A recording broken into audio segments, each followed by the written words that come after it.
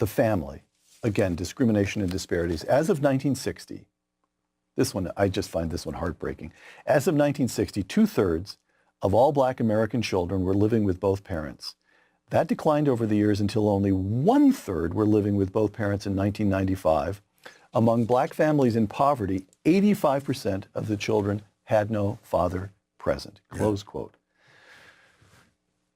So it's not the legacy of slavery that destroys the African American family. It's the legacy of the welfare state. And by the way, we see illegitimacy rates rising among everybody. Yeah, and in other countries. And you know, the very same thing in England. And what's the mechanism? Why does the welfare state dissolve the family structure?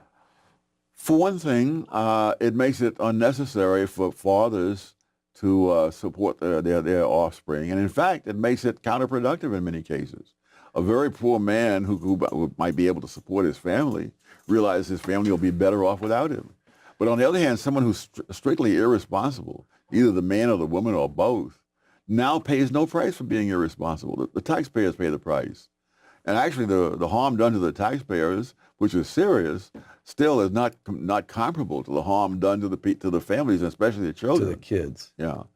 Moynihan was excoriated for pointing this out. 1965, the Moynihan Report. That's right, yes. The Moynihan Report. People that took this as a way of putting down blacks. What they don't understand was that, one, Moynihan was a scholar who knew that his own group, the Irish Americans, had that very same problem at the beginning of the 20th century.